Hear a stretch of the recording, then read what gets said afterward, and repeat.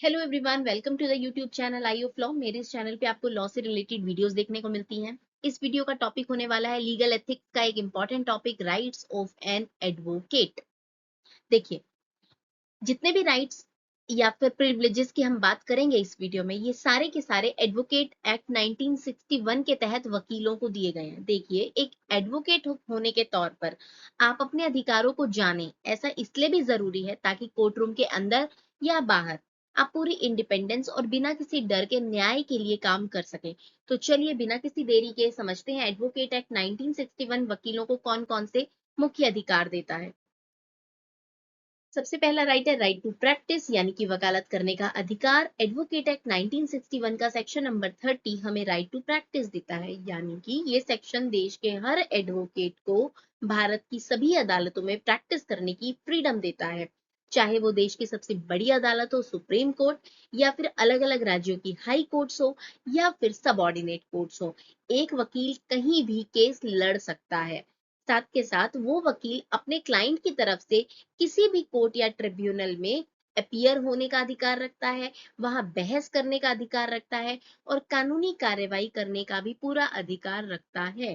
ठीक है, ये जो अधिकार है ना, वकीलों के काम से हर तरीके की गैर जरूरी पाबंदियां जो है ना, अनड्यू रिस्ट्रिक्शंस है ना, उनको हटा देता है। इससे रूल ऑफ लॉ और आम जनता तक न्याय पहुंचाने की जो कोशिश होती है ना, वो मजबूत हो जाती है, क्योंकि वकीलों को ना बिना किसी डर के काम करने की आजादी मिल रही है, फ्रीडम मिल रही है। लेकिन यहाँ पे एक ध्यान रखने की बात है कि ये जो अधिकार है ना, ये पूरी तरीके से अनकंडीशनल नहीं है। इसके लिए आपका बार काउंसिल के साथ एनरोलमेंट होना बहुत जरूरी है। आपको उनके कोड ऑफ कंडक्ट यानी कि आचार संहिता, इसका पालन करना जरूरी है, और जितनी भी उन्होंने जरूरी क्वालिफिकेशंस तय की है ना, उन सभी को पूरा करना जरूरी है।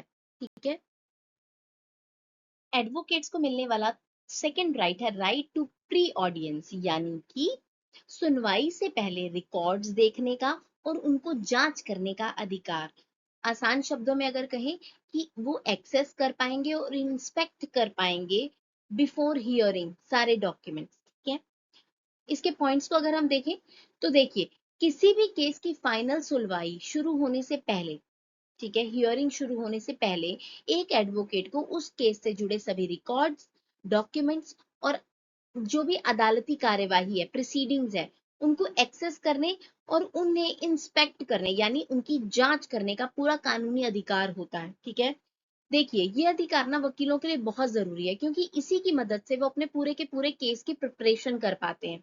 ठीक है, डॉक्यूमेंट्स देखकर उन्हें केस के फैक्ट्स पता चलते हैं, उन्हें केस के लीगल इश्यूज पता चलते हैं, और उसी तरीके से वो केस के लिए अपनी गहरी समझ को डेवलप कर पाते हैं। ठीक है, देखिए, जब एक वकील के पास केस की पूरी जानकारी नहीं होगी ना, तो वो कोर्ट में अपने क्लाइंट को ठीक तरीके से रिप्रेजेंट ही नहीं कर पाएगा। ठीक है, इसलिए क्लाइंट के हितों की रक्षा करने के लिए, यानी कि to safeguard the client interest, ये राइट देना एडवोकेट्स के लिए बहुत जरूरी होता है। ठीक है, इस अधिकार को एडवोकेट एक्ट 1961 और अदालतों के रूल्स ऑफ प्रोसीजर, ठीक है, इनके तहत पूरी मान्यता दी गई है। नेक्स्ट राइट है right to freedom of speech and expression, यानी कि वाक और अभिव्यक्ति की स्वतंत्रता का अधिकार। ये जो राइट है ना, हर नागरिक की तरह वकीलों के लिए भी बेहद खास है। ठीक है, जो मुख्य रूप से हमें किसने दिया है, हमारे कॉन्स्टिट्यूशन के आर्टिकल नंबर 19(1)(a) से मिला है हमें। ठीक है, इसके इंपॉर्टेंट पॉइंट्स क्या है?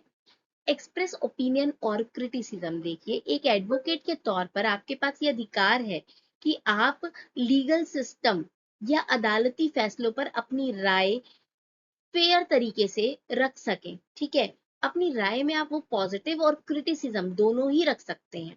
ठीक है, नेक्स्ट है protected as a fundamental right. ये जो राइट है वो भारत के संविधान के आर्टिकल नंबर 19(1)(a) के तहत फंडामेंटल राइट यानी कि मौलिक अधिकार के रूप में प्रोटेक्टेड है, जो वकीलों के पास भी अपने बात को रखने की आजादी दे रहा है। ठीक है, नेक्स्ट है एनेबल्स एडवोकेसी फॉर क्लाइंट। ये जो अधिकार है वो इसलिए जरूरी है क्योंकि इसी की मदद से एक वकील बिना किसी डर के अपने क्लाइंट का पक्ष कोर्ट रूम में रख पाता है और अपने लीगल प्रोफेशन की गरिमा को आगे बढ़ा पाता है। ठीक है, must be exercised responsibly. यहाँ पे एक बहुत बड़ा कैच है कि इस अधिकार का इस्तेमाल हमेशा अपनी जिम्मेदारी के लिए करना चाहिए, जिम्मेदारी की तरीके से करना चाहिए, ठीक है। कोर्ट रूम के अंदर या बाहर जो अपनी जुडिशरी है ना, या अपने साथी वकील है ना, उनके खिलाफ कोई भी अपमानजनक, डिसरिस्पेक्टफुल कोई कमेंट नहीं करना चाहिए, ठीक है। क्योंकि हमें फ्रीडम ऑफ स्पीच जो है वो किसी के लिए गलत शब्दों का इस्तेमाल करने की आजादी नहीं दे रहा है। एडवोकेट्स के पास एक और राइट है, right to enter any court and observe proceedings, यानी कि किसी भी अदालत में प्रवेश करने का, एंटर करने का अधिकार और कार्यवाही को देखने का अधिकार। देखिए, ये जो अधिकार है ना, वो वकीलों की लर्निंग हो या फिर प्रोफेशनल ग्रोथ है, इनके लिए बहुत ज्यादा जरूरी है, ठीक है, और बहुत इंपॉर्टेंट टूल भी है, ठीक है, क्योंकि वो प्रोसीडिंग्स को देख रहे हैं, कार्यवाही को देख रहे हैं, है ना। तो इसलिए एक एडवोकेट को ये पूरा हक है कि वो देश के किसी भी कोर्ट रूम में जाकर के बैठ सकते हैं और वहां चल रही कानूनी प्रक्रिया को लाइव देख सकते हैं। इसके लिए ये बिल्कुल जरूरी नहीं है कि इस केस में वो खुद कोई पार्टी या फिर वकील हो, ठीक है।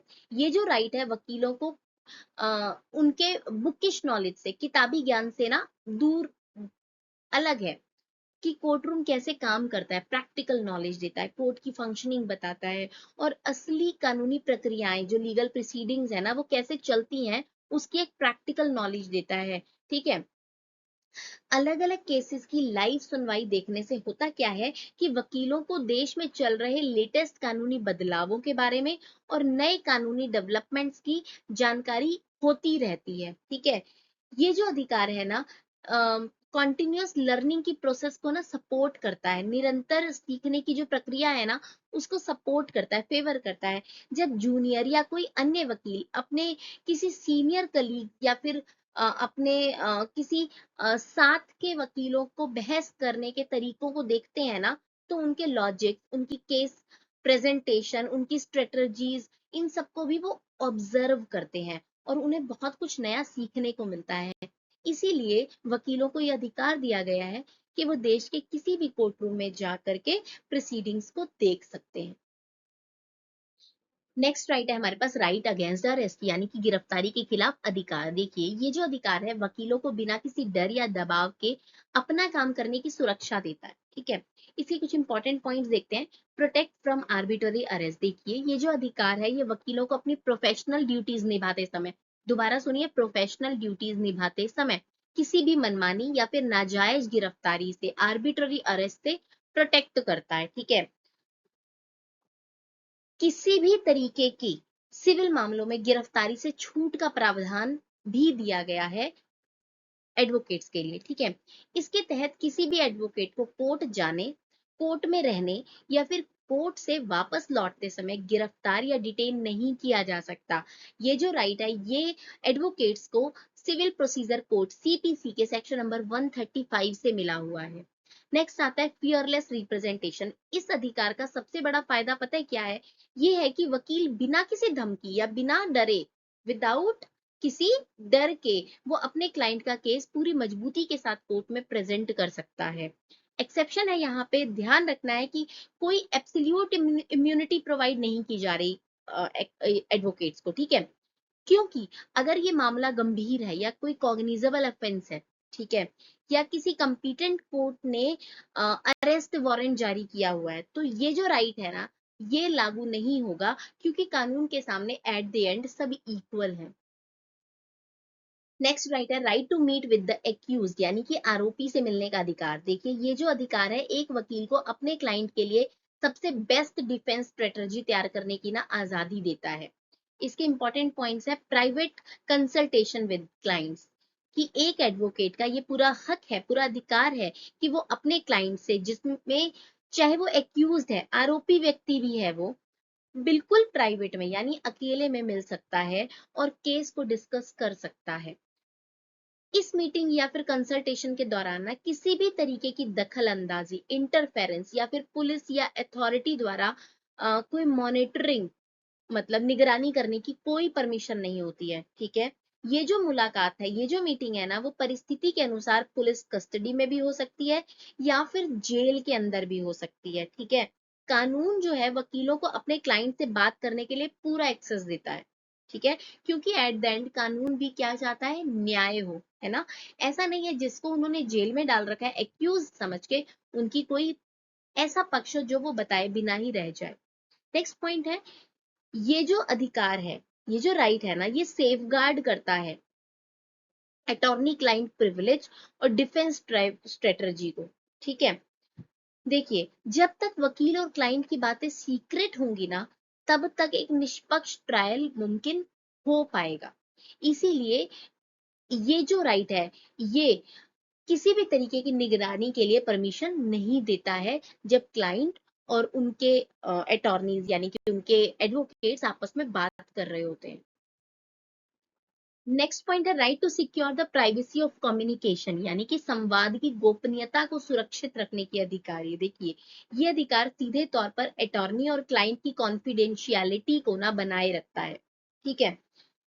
एक क्लाइंट अपने केस के सिलसिले में जो भी इंफॉर्मेशन या बातें अपने एडवोकेट से शेयर करता है ना, वकील का ये कानूनी और नैतिक, लीगल भी है और मॉरल भी है, ड्यूटी है कि वो उन सभी जानकारियों को पूरे तरीके से कॉन्फिडेंशियल रखे, गोपनीय रखे, ठीक है। ये अधिकार किसी भी वकील को अपने क्लाइंट की बातें किसी तीसरे व्यक्ति के सामने डिस्क्लोज करने की इजाजत नहीं देता, ठीक है। इसका सिर्फ दो ही एक्सेप्शन है, अपवाद है। या तो क्लाइंट ने खुद इसके लिए लिखित सहमति दी है, कंसेंट दिया है क्लाइंट ने कि ठीक है तुम जाके बता देना, या फिर कानूनन ऐसा करना अनिवार्य है, रिक्वायर्ड बाय लॉ है कि वो ऐसी कोई डिटेल शेयर हो गई है जो जानना बहुत ज्यादा जरूरी है कोर्ट रूम में, ठीक है।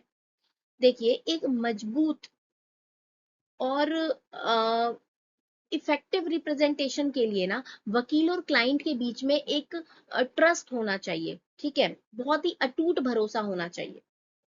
जब क्लाइंट को ये सुरक्षा मिलती है ना, ये ट्रस्ट मिलता है, तभी वो बिना किसी झिझक के, बिना किसी डर के अपने केस के सारे सच अपने वकील को बता पाता है, ठीक है। वकील और क्लाइंट के बीच में इस प्रिविलेज कम्युनिकेशन का और सभी लीगल डॉक्यूमेंट्स को किसी भी तरीके से अनऑथराइज एक्सेस या बारी दखल से पूरी तरीके से प्रोटेक्शन मिलता है, ठीक है। इंडियन एविडेंस एक्ट के तहत भी ना इस प्राइवेसी को कानूनी कवच मिला हुआ है, प्रोटेक्शन मिला हुआ है।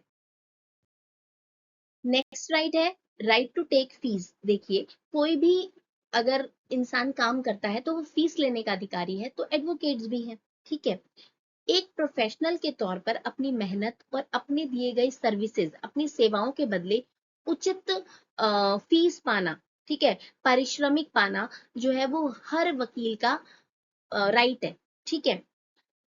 Advocates are entitled to reasonable fees, ठीक है। कोई एडवोकेट अपनी दी गई प्रोफेशनल सर्विसेज के लिए ना क्लाइंट से एक रीजनेबल यानी कि उचित फीस लेने का अधिकारी है। ये जो फीस है पूरी तरीके से वकील की एक्सपर्टीज, उनके एक्सपीरियंस यानी कि अनुभव, और केस कितना ज्यादा पेचीदा है, नेचर ऑफ द केस, किस तरीके का केस है, इन सभी फैक्टर्स पर निर्भर करता है, ठीक है। फीस को लेकर वकील और क्लाइंट के बीच जो भी एग्रीमेंट या बात होती है वो बिल्कुल ट्रांसपेरेंट और क्लाइंट के लिए फेयर होनी चाहिए। शुरुआत में ही सब कुछ साफ बता दो कि ये काम है और इतना इतना इतना पैसा लगेगा, ठीक है।